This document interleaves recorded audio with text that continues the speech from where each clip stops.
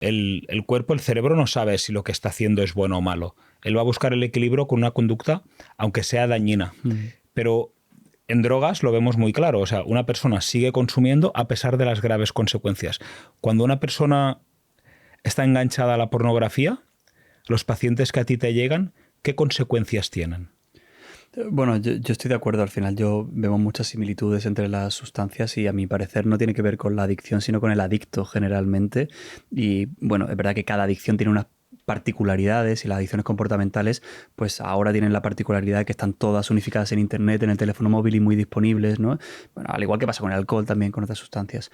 Pero las consecuencias pues son realmente graves, ¿no? De una adicción a la pornografía. Por ejemplo, correlacionan con las conductas sexuales de riesgo. Tenemos investigaciones con 1.500 sujetos en España y México que hemos realizado hace poco, donde a mayor consumo de la pornografía vemos que hay mayor uso irresponsable del preservativo, porque normaliza ese tipo de conductas, mayor prácticas sexuales de riesgo, como por ejemplo el uso de sustancias y alcohol para tener relaciones sexuales, para buscar algo más intenso. También se relaciona con el chemsex, ¿no? Que sobre todo en hombres homosexuales buscan eso que aprenden en la pornografía, o las aplicaciones de cita donde también están muy disponibles, ¿no? El ofrecer sustancias o personas que se ofertan como que están disponibles para sexo y sexo bajo los efectos de esas sustancias.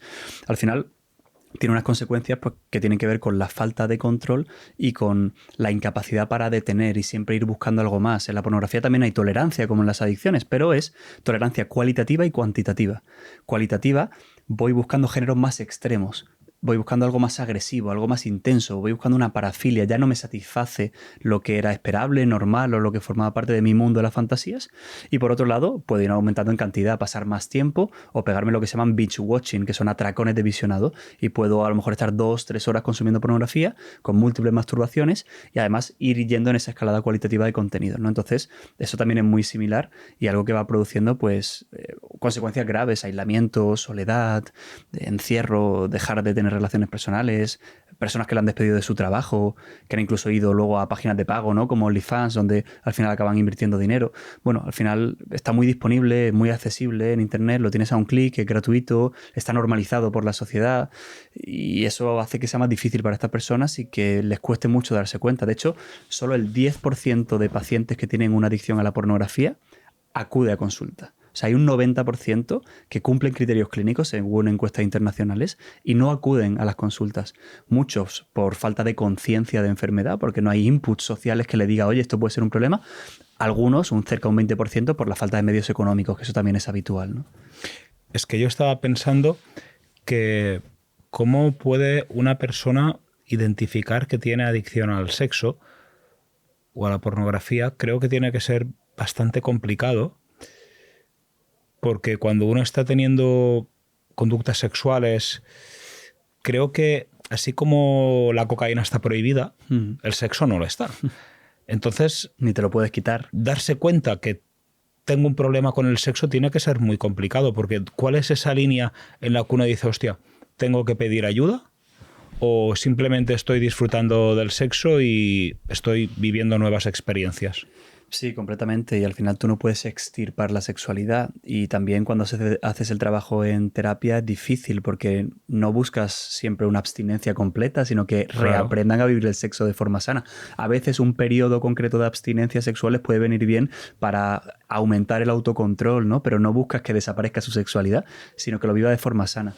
Generalmente tiene que ver con el cómo lo hago, no tanto con el qué, ¿no? Sino la manera en la que estoy utilizando el sexo. Lo suelo hacer para compensar emociones, para calmar el estrés, porque me vengo de mi pareja, porque no tengo sexo con mi pareja, entonces lo utilizo en venganza.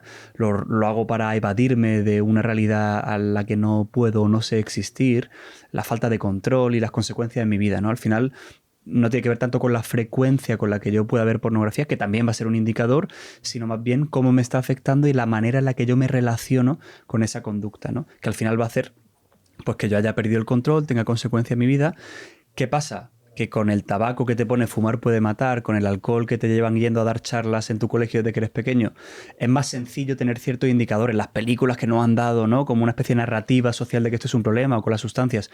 Con la pornografía hasta hace 5 o 6 años no había ni una campaña del Ministerio ni de Sanidad o de Igualdad ni de nada que nos diera ciertos inputs. Y muchos adolescentes o adultos, cuando yo doy un taller, te dicen, oye, me acabo de dar cuenta que tengo un problema. Lo que tú has comentado es lo que me pasa a mí, pero yo no sabía que esto era un problema. Nunca me hubiera cuestionado que lo que yo hacía era una conducta problemática. Muchas veces es la pareja la que se da cuenta. Muchas mujeres te dicen, es que mi pareja, mi novio, se masturba conmigo, no tiene sexo conmigo, me siento utilizada, intenta que haga cosas que yo no quiero, que las ha aprendido de la pornografía. Y a veces es un familiar o la pareja. Claro, al final es algo que queda en el reducto de la intimidad y es más difícil que tú lo vayas contando, ¿no? Porque alguien te ve beber mucho y te puede decir, oye, tío, te estás pasando, pero tú no cuentas las veces que has visto porno, los vídeos que has visto, y al día siguiente no vas a clase y cuentas aquella película que viste ayer, ¿no? Es algo que queda muy reducto, muy en la intimidad, por tanto, también genera mucha vergüenza, mucha culpa y está como muy, muy escondido, quizá más aún que otras conductas que puedan estar más normalizadas o más aceptadas socialmente, y está en ese reducto de la intimidad, ¿no? A mí lo que me pasaba es que yo me encerraba con prostitutas durante horas. O sea, había veces que me tiraba 10 horas encerrado con prostitutas, con 3 o 4 prostitutas tomando cocaína, pero yo cuando no tomaba cocaína era incapaz de engañar a mi pareja. Era incapaz de masturbarme, era incapaz de usar prostitución. Solo me pasaba cuando tomaba cocaína, pero me encerraba ahí y no podía salir.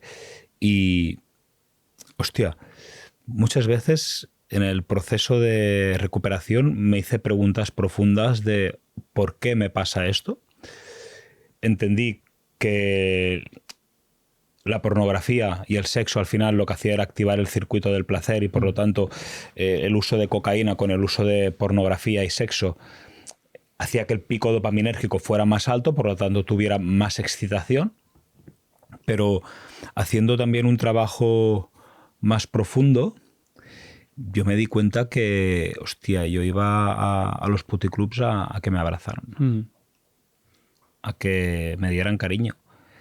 Y esto, ¿qué relación puede tener el hecho de que una persona use prostitución y se haga adicta al porno con la infancia?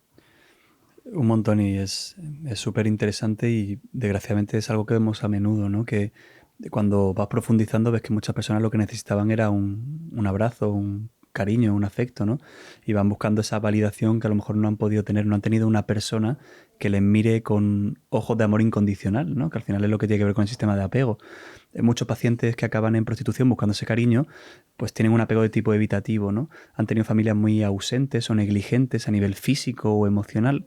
Esa ausencia ha hecho que yo me vuelva muy autónomo o autosuficiente, entonces yo vaya tirando para adelante pensando que mi mundo emocional no es necesario o que yo puedo con todo, pero descuido el poder atenderme, el poder ser vulnerable con los demás, o voy construyendo máscaras o cáscaras, a veces de personalidad, a veces en conductas, y todo eso hace que de alguna manera acabe explotando, porque voy barriendo esa necesidad y metiéndolas debajo del sofá, pero hay un momento en el que ya se van viendo, ¿no? Y se le va sumando la patita.